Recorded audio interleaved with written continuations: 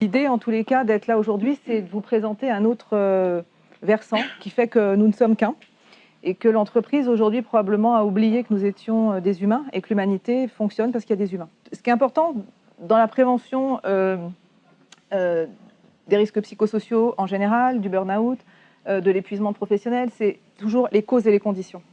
C'est quoi l'environnement dans lequel est la personne et de quoi elle a besoin pour que ça se passe bien pour elle. Parfois, c'est pas grand-chose. Comment j'ai du plaisir? Parce que c'est ça dont il est question. Ensuite, comment je me sens en sécurité? Est-ce que les locaux sont agréables pour travailler? Est-ce que les personnes avec qui je travaille sont agréables? Ouais. Et puis du coup, ça a une conséquence sur l'estime de soi. Est-ce que je suis bon, je suis bonne? Est-ce que je suis compétent? Qu'est-ce que je fais là? Voilà. Qu'est-ce que je fais là et qu'est-ce que je transmets? Donc il y a un moment, on s'est aussi décentré de nos personnalités, on s'est décentré de qui nous sommes, parce qu'on doit répondre à des croyances, parce que papa et maman étaient bouchers et que je dois être médecin parce que je dois être loyal ou mieux à la famille. C'est qu'est-ce que j'ai entendu depuis que je suis petit et comment je fais aujourd'hui pour être en mouvement dans ma vie. On développe et on poursuit une image de soi en conformité avec des standards extérieurs, d'excellence, de réussite, et donc au détriment de sa propre personnalité. C'est-à-dire qu'on est complètement isolé de soi-même, on est vraiment sorti de son corps, et on fait en fonction des autres. On peut être à un moment sauveur, un moment persécuteur et à un moment victime. De toute façon, on a une posture de prédilection, petit encore une fois quand on arrive dans une famille, soit être un bon sauveur, soit une bonne victime, soit un bon persécuteur. C'est comme ça.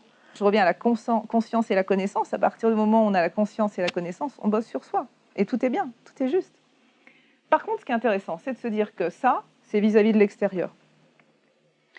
Et il y a aussi à l'intérieur de soi. Comment je me persécute? Comment je me victimise? Comment je me sauve?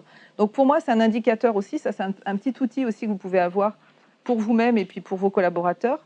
Quand on utilise ce triangle, il est assez pertinent parce que souvent on l'utilise à l'extérieur en se disant bon, ok, la situation elle est comment tu te positionnes, etc. Et ce qu'on oublie d'observer, c'est le triangle intérieur. Le flow, c'est l'expérience optimale, c'est-à-dire c'est là où je suis bien pour moi. Et là où je suis bien pour moi, c'est quand je me connais bien, quand je sais de quoi j'ai besoin, quand je sais ce qui est juste pour moi, quand je suis à ma place. Et quand je suis à ma place, bah, tout va bien. Mon corps va bien, mon esprit va bien, je vais bien. On est vraiment comme Super Mario quand on y va. À partir du moment où la personne va être au bon endroit avec la bonne compétence, ça fonctionne.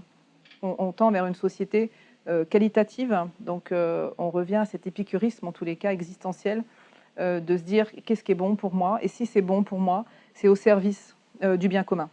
Je pense que la nouvelle génération arrive avec cette interaction, cette conscience qui change réellement la posture du professionnel et la posture au travail.